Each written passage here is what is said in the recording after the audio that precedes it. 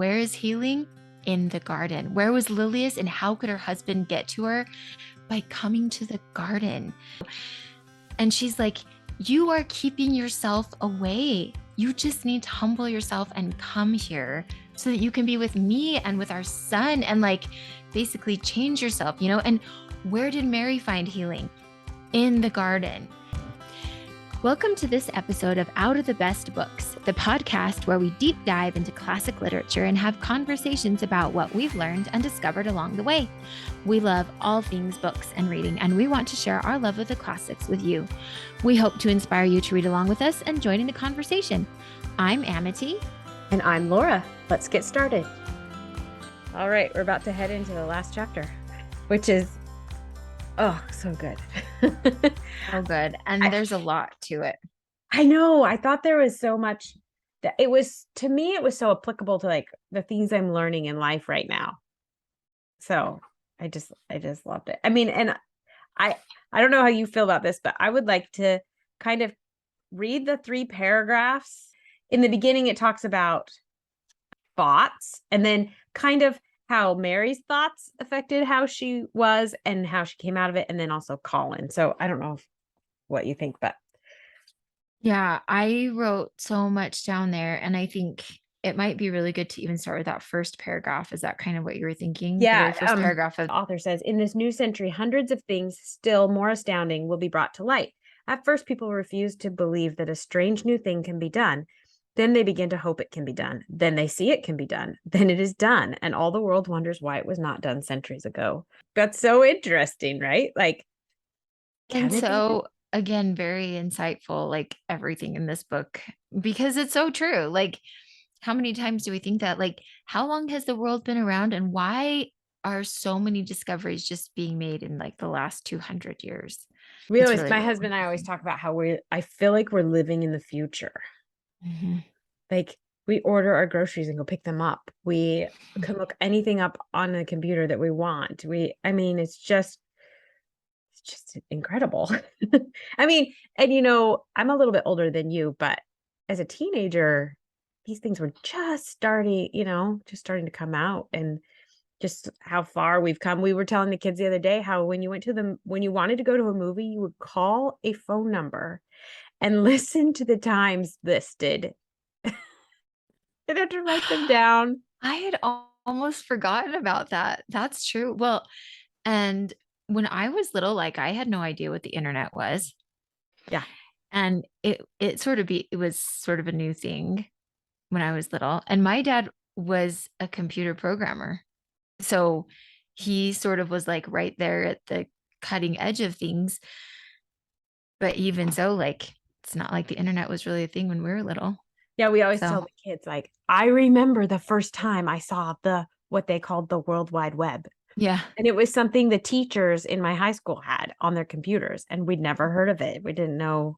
Anyways, it's just incredible where we've come since just even then. And then the next, it goes into one of the new things people began to find out in the last century was that thoughts, just mere thoughts, are as powerful as electric batteries, as good for one as sunlight is, or as bad for one as poison. It's so true. Then she says, to let a sad thought or a bad one get into your mind is as dangerous as letting a scarlet fever germ get into your body.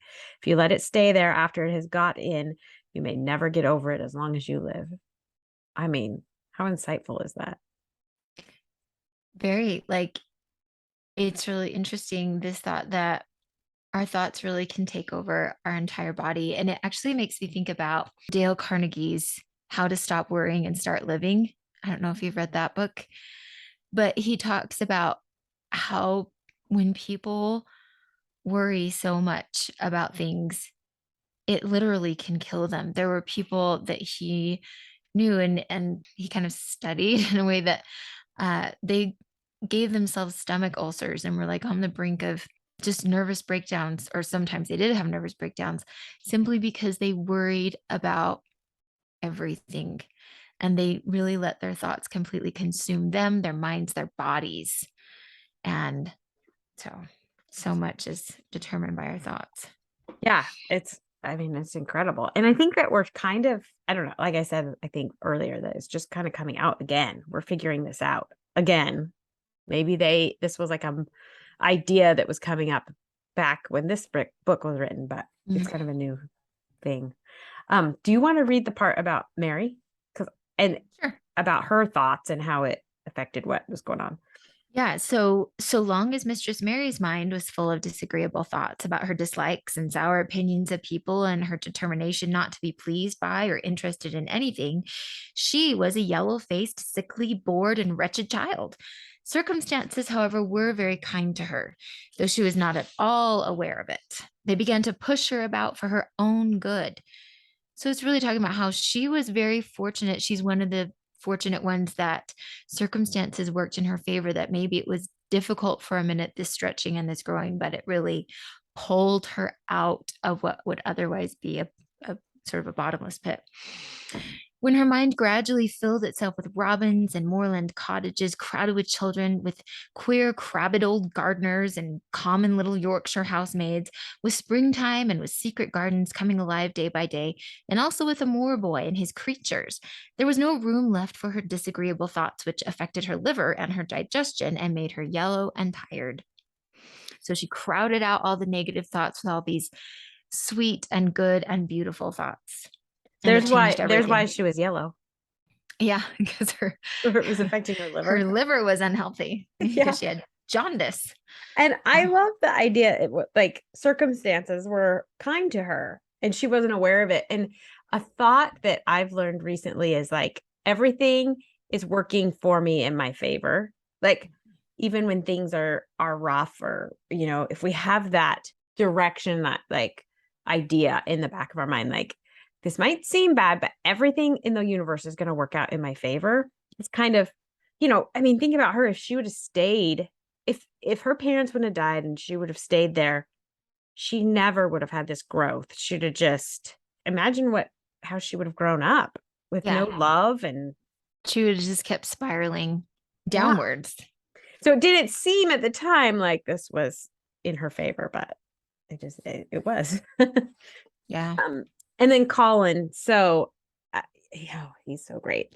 So long as Colin shut himself up in his room and thought only of his fears and weakness and his detestation of people who looked at him and reflected hourly on humps and early death, he was a hysterical, half-crazy little hypochondriac who knew nothing of the sunshine and the spring, and also did not know that he could get well and could stand upon his feet if he tried to do it.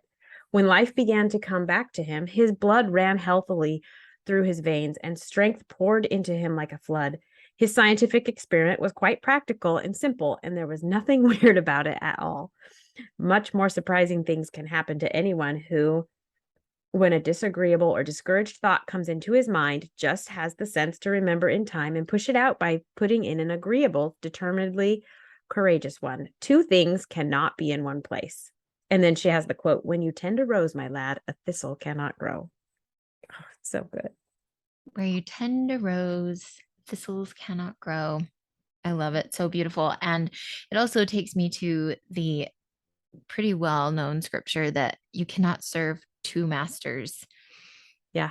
And that really is true across the board. And in the scriptures, it's talking about how you can't serve God and mammon, but you can't serve positive thoughts and negative thoughts. You can't give your energy to both.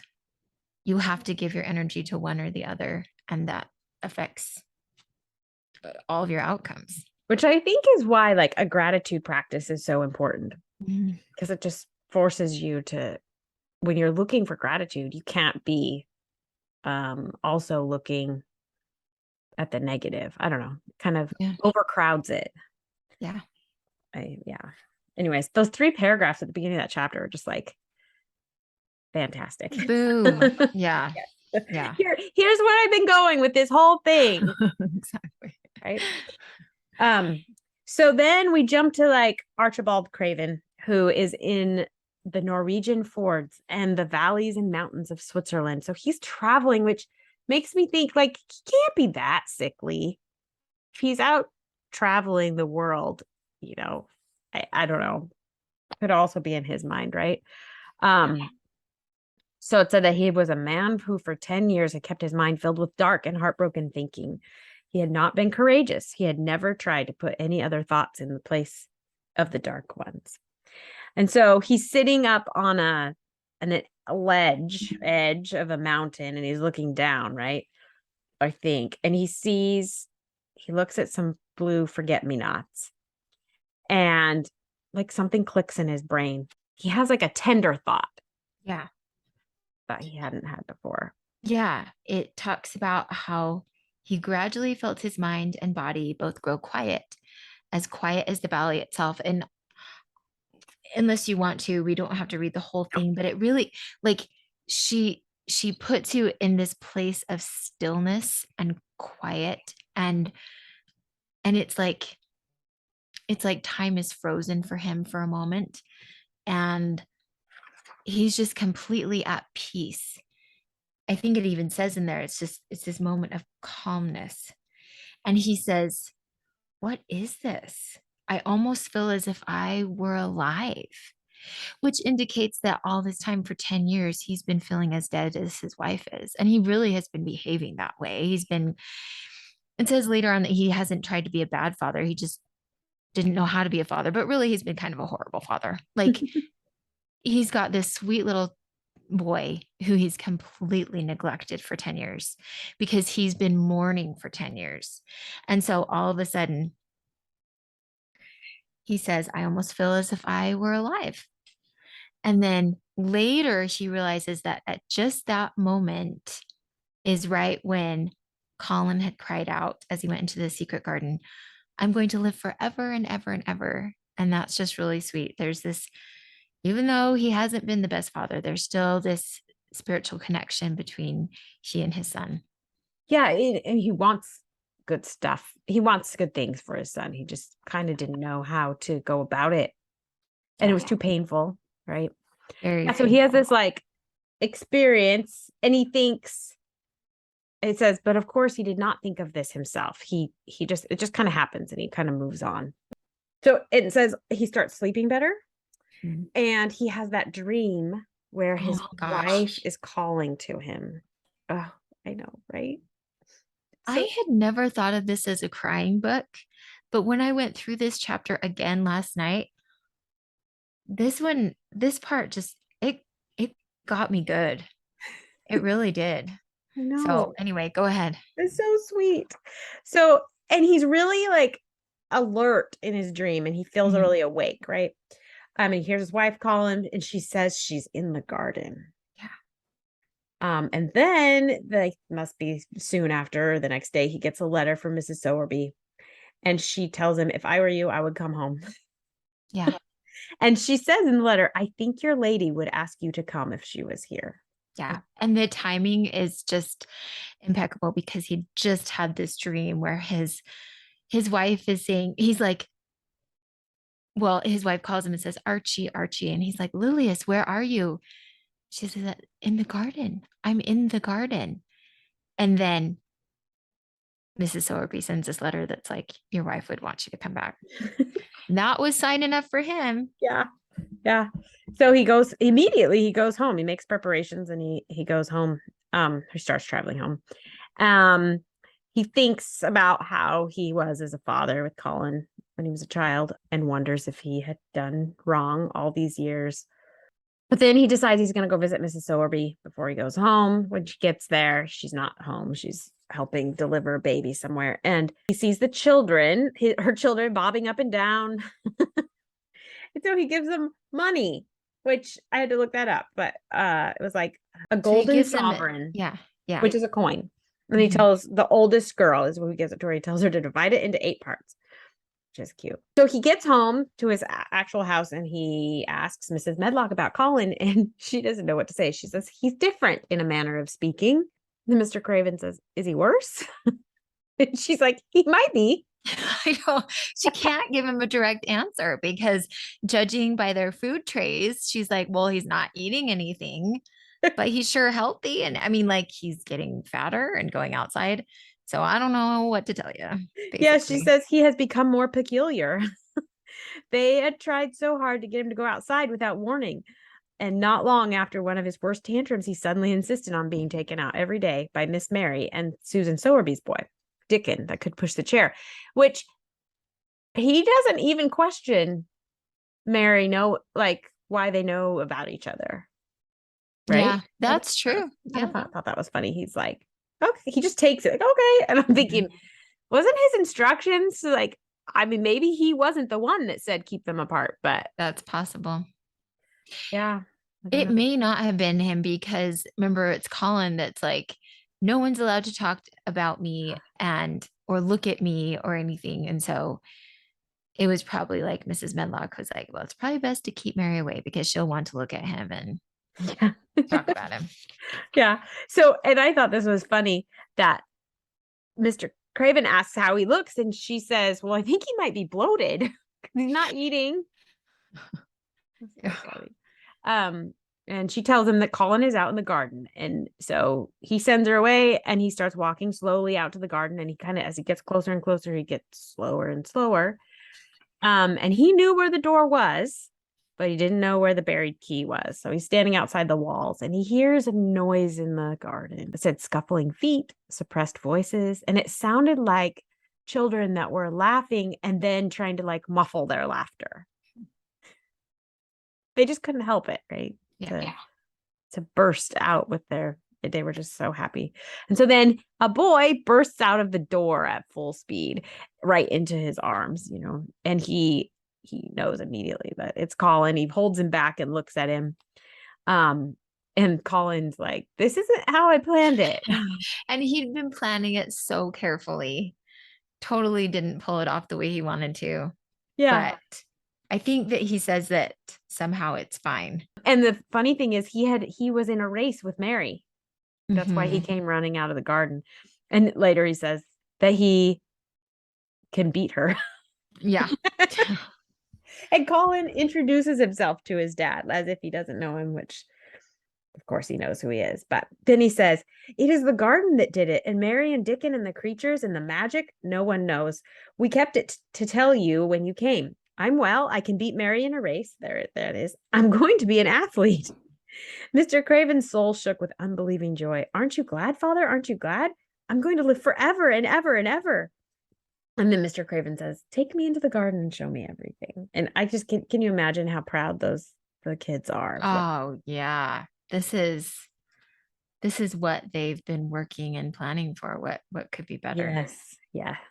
And he tells them his father the whole story. And I like that they call him the athlete, the lecturer, the scientific discoverer. He was a laughable, lovable, healthy young human thing. Yeah. Do you have anything else before we go to like the very end here? The book is a little bit like, and they walk back to the house. I know. But I do love how Ben Weatherstaff, he kind of decides to go back to the house ahead of everybody else because he's not going to give anything away, but he's going to kind of hint at it. So he goes into the kitchen and is like, well, let's see. Mrs. Medlock is like, did you see them? He's like, yeah, I saw them. Both of them? Both of them? Together? Together? Where's Master Colin? How do you look? What'd they say to each other? He's like, I don't know. Anyway, and then finally he kind of gets his moment, which that he had wanted to do. And he's like, look out the window. Yeah, he probably wanted to be in there with Yeah, the house I staff think to so. see their reaction. Yeah. But yeah, he's like, look out there, look what's happening. And they see the two of them walking toward the house. Oh, such a Yeah. good ending, right? Yeah. So beautiful and powerful. And I love it. I know. I just So, I think this book especially has changed my mind about like I'm kind of a consumer. Like mm, I read books really fast and like I feel like this experience of reading it slow and diving deep has been very rewarding and it makes me think maybe I should read less books and and just enjoy them more. actually take them Yeah. in. Yeah. It's a good idea. I, you know, and along those lines, but something that really stood out to me was I was like, I kind of feel like Francis Hodgson Burnett was writing us an analogy of the atonement because, and how many times did she say, it's in the garden? It's in the garden. Where is healing? in the garden. Where was Lilius, and how could her husband get to her?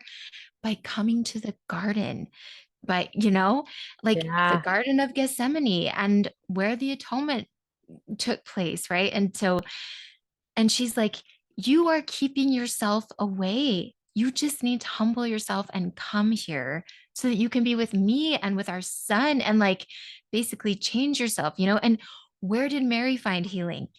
In the garden. Yeah. And then after she knew the joy of that, she wanted to bring others, And so I don't know, yesterday, or it's been a couple of days, I guess. I was like, oh my gosh, I don't know if she meant this at all, Yeah. but that was just really powerful to me. I was like, this is kind of an amazing way of teaching children about the power of the atonement and that we need to take ourselves to the garden, to the Garden of Gethsemane, where the Savior suffered all, and Yeah, where that's where healing happens. and that's where healing happens. Yeah, that's interesting. See, good job.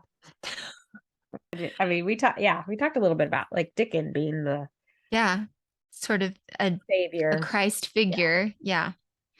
Interesting. And reading these books deep makes me so wonder about the author, right? It's so, to me, it's so interesting. I mean, with other books, modern books and stuff, I just go from one to the next, right? But like this, it's like, oh, I want to know about her. Yeah. What else did Yeah. she write? What was going on in her life? Yeah. So what I understand, and I know that there's a lot more that we could learn and read about her, but just sort of a brief rundown is I know that she was born in Manchester, England, and I believe that her father died. And when her father died, her mother moved them all to Tennessee. So they go from Manchester to Tennessee, Yeah. USA. Like, what a huge change. But when she was there, she was just a young teenager when she started doing her first writing because she realized that she loved to write and she could write. And that was a way that she could make some money. She was just 15 when she wrote The One I Knew the Best of All. And she sent it to a major women's magazine. And she's like, if you don't like it, just send it back, but I think that they did like it and they started publishing her works. And then her first big book was published in 1886, and that was Little Lord Fauntleroy. And it was one that I don't know if it's read as much today. It's a wonderful, joyful little book. But at the time, it was so popular. It was to me, kind of the Harry Potter of the day, because apparently there were people who wrote plays based on Little Lord Fauntleroy. They had playing cards and toys, and in fact, and they also she describes Little Lord Fauntleroy's outfits really well in the book, and so they like let's see, like tailors and seamstresses designed little boys' clothes based on the book. Wow. So very popular at the time. Yeah, it said she also wrote romantic adult novels. Mm. Several of them. Like she wrote less children's literature than she wrote these adult, but she was more maybe nowadays she's more known for her children's the writing for children. Yeah, I think so. I'm not familiar with any of her adult novels, but it would be interesting to look into them. Me neither. But she wrote A Little Princess, which I loved. Yes. At least that movie with Shirley Temple. My grandpa bought us that, whatever you call it, videotape of it when we were little, and we watched that over and over and over. Yeah. Loved it. So good. And the book is so good. So she was obviously born Francis Hodgson, and then she married Dr. Swan Burnett in 1873, and they had 2 sons. And she actually based Cedric Errol, who's Little Lord Fauntleroy, on Vivian, which you hear that and you think it's a girl. It is actually a boy. But then actually she based Colin Craven on Lionel, who was her son, who was born, like he had consumption and he actually passed away when he was 15. Yeah. And so I thought that was really interesting that Colin, she writes Colin as this character who is very sickly, but he gets better and is able to live forever and ever, as he says. But she'd experienced the Ah, loss of her sweet little boy at 15 because of consumption, which is something that is curable today, but not at the that time. is so interesting. Yeah. She's almost writing it as if I wish. Yeah, exactly. Yeah. So, something interesting too is that she actually divorced Yes. her first husband. And it sounds like she kind of had an affair with her secretary. Oops. Yeah. But that did not last very long. And evidently Like she 2 years. yeah, Yeah. yeah. So that's really sad. She evidently did really well from all of her writing because she had a home in England and a home on Long Island. And she had this beautiful garden. She had a country house in Kent, and that's where she was planting this garden. And that's kind of like when she was writing The Secret Garden. Yeah, I love that she was actually working on a garden when she was writing this. Yeah. So Yeah. what I thought would have been fun, I wish I would have thought of this at the beginning, is to make a list of all the flowers that she Mm, mentions. But I yeah. didn't do That it. would have been, yeah, that would be a really good idea. There's a lot. Have you read or heard of The Lost Prince? That sounds familiar to me. That sounds familiar, but I have not read it. So there's a big long list of stuff she's written, but those are the ones that I know about. Yeah. We'll have to track down some more. That'd be really Yeah, interesting. I don't. But that's what's because we talk about what makes a classic a classic. And these are the three that have endured, right? Lord Fauntleroy, Secret Garden, and A Little Princess. And I think that there's a huge reason why. I mean, we could probably read the others and find lots of wonderful things in them, but there's this one quote that she said that I think ties everything up really beautifully. And she said, as long as one has a garden, one has a future. And as long as one has a future, one is alive. And I love that. And I think it kind of perfectly sums up The Secret Garden and Yes. her. So Yes. I love it. Books that are similar, or if you liked this book, you might want to check these out. We talked about Jane Eyre earlier, how this was like a children's kind of version of Jane Eyre. Wuthering Heights. So Wuthering both Heights. of the Bronte sisters, big and kind of dark and dreary novels. This is sort of a happier version of those. Yeah. So I found Mandy by Julie Andrews Edwards. And Julie Andrews is the Julie Andrews, like the amazing Julie Andrews. She actually wrote, I think she wrote a couple of books, but Yeah, I think so. this book is Mandy is about a 10-year-old orphan. And all the books that came up for me were about orphans. So like Mary, but Mandy's a 10-year-old orphan that discovers an abandoned cottage in the woods behind her orphanage. And she works to make it her own and borrows things from the orphanage that she needs and keeps it a secret. But one night she gets sick and nobody knows where to find her. The other ones I thought of were Anne of Green Gables and Emily of New Moon, which we all know the story of Anne of Green Gables. It's about an orphan, right? I'm sure everybody that's lived knows about that. You're living and breathing. You have to know Yeah, something about Anne right. of Green Gables. Exactly. Emily of New Moon is the first book in the Emily Starr series, which is a trilogy, and it tells the story of an orphaned girl using her wit and courage to face the harsh world.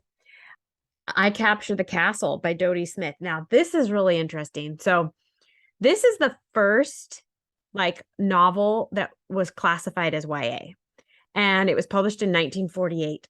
She also wrote 101 Dalmatians. Oh my gosh. Okay, cool. I know. Right? Like I love this. I'm learning so much about things I didn't know. But this book is about a Cassandra, who's a 17-year-old girl that's the youngest daughter in a family of impoverished artists. And she is falling in love for the first time, but it's with the same man as her older sister. Oh my gosh. I know, in 1948. I know that's the thing I was going to say is like that's kind of an interesting plot for 1948. Yeah, I another like one it. I want to read. For this one, I really racked my brain and I just had a hard time coming up with others, but I think that your list was really good. And the one that I came up with though was Understood Betsy by Dorothy Canfield Fisher. And it was written, I want to say around the same time as The Secret Garden, but it is about an orphan who is raised by her aunt in the city, and her aunt just like coddles her so much. Like she won't let her walk to school on her own. She does everything for her, like helps her get dressed, makes all her meals, cleans her room, makes her bed, like does all these everything for her. So, and she's not a brat, she's not spoiled, but she's completely reliant on everybody else. Like she can't do anything for herself. In a way, her aunt has created this little completely disabled person who could be capable. Like there's no reason for her to do that except their aunt like doesn't want anything bad to ever happen to her. And so she like tries to create this bubble around her. Well, some things happen and her aunt has to sort of put her focus on her mother. And so Betsy goes to live with other family who lives on the East Coast on a farm. And in this family, and it's on a farm, everybody carries their weight. And so it's the like the evolution of Betsy as she learns that she's capable and she can do hard things and she has to learn so much, but she learns how to make butter and how to milk cows and how to take care of smaller children and how to bake and how to speak up for herself and all these things. And so anyway, it's great. It's a really good book. So So then I have two modern ones that are like mm. kind of retellings, which I thought were interesting. One is Return to the Secret Garden by Holly Webb. And Emmy Hatton is an orphan at the Craven Home for Orphaned Children, where her only friend is a little black kitten that visits her on the fire escape every day. And then all these orphan children in this home are evacuated from London because of the war.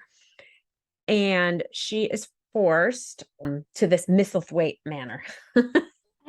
Oh, Ironically, yeah. they have to go to Misselthwaite Manor, and this story includes a gruff gardener, an inquisitive little robin, and then in the cold nights at this Misselthwaite Manor, she discovers a boy crying at night and a diary written by a girl named Mary, and Oh, a special secret garden. So oh, cute. That sounds fun. I think that would be really I should have fun. brought it out with me, but because I have it from the library. And then the other one is The Secret Garden on 81st Street by Ivy Noel Weir, spelled Weir. Mm. And this is a graphic novel, and it's a modern retelling of The Secret Garden. So they say that video games and technology are Mary Lennox's main source of entertainment, but her parents are killed in a tragic accident, and she has to move to New York City to live with her uncle, who she barely knows, and who keeps a gadget-free home. That sounds awful. She begins looking for comfort in this strange new reality, and she discovers an abandoned rooftop garden and an even bigger secret in an upstairs bedroom, which I think happens to be a cousin named Colin. So it is a completely modern retelling. Yes. That's also fun. Yes, I like it. and it's a graphic novel. I Mm, struggle with graphic yeah, novels, but me maybe too. kids wouldn't. I don't know. My kids really like graphic novels. If a child liked or was interested in the Secret Garden, they might like the graphic novel. All right. So what I'm reading right now, I'm listening to, it's called The Lady and the Highwayman. And I guess it's this series. I just decided to try something kind of new. But it's by Sarah M. Eden and it's set in Victorian England. I mean, yeah, it's like around the time of Charles Dickens, I assume. And so it's about these authors and there's this society of writers that just they write. And so you're kind of getting a couple stories at the same time. You're getting the story of the writers themselves and their interactions. And there's probably going to be some romance in there. But then you also get their installments of their stories. So because they just write installments for the magazines and stuff, right? It's like a chapter at a time. And so it's kind of interesting. I like it. And then to my kids right now, we're reading 1001 Arabian Nights by Geraldine Macarian. I hope I said her name right. But it's her retelling of all the classic Arabian Nights stories. And it's really cool. Do they It's like it? interesting. It's very enjoyable. Yeah, they do. It goes with the history that we're studying right now. And so I think that that's helpful because we kind of read about the history and then they hear these stories that are kind of fun and interesting and horrifying and morbid at the same time. Some of them. It's a children's book, but it was a dark time. So Their idea of children's books at one time was, yeah. I love that. So Oh, how about you? Well, I'm listening to A Boy and His Dog at the End of the World by C.A. Fletcher. And I think I heard about it on a podcast. And a lot of times I'll just then go immediately and reserve it. And then when it comes, I'm like, I don't know why I reserved this. But it's about I'm like, oh, probably 20% in or something. But it's about like after the end of the world. Like, and the end of the world is people just stop having children. So it's not like this, big disaster. They just kind of peter off. But this family lives on an island and they'll leave this island and go like kind of forage in places where the people used to live. And so they would use their boats and go to a house. And he's kind of writing to a boy that lived in a house that the boy's gone. And he loves finding books about like an apocalypse because he thinks it's funny that this is what they thought would happen, but that's not really how it happened. So I'm just at the point where some person comes out to the island where they're living and takes his dog. So this guy just took his dog.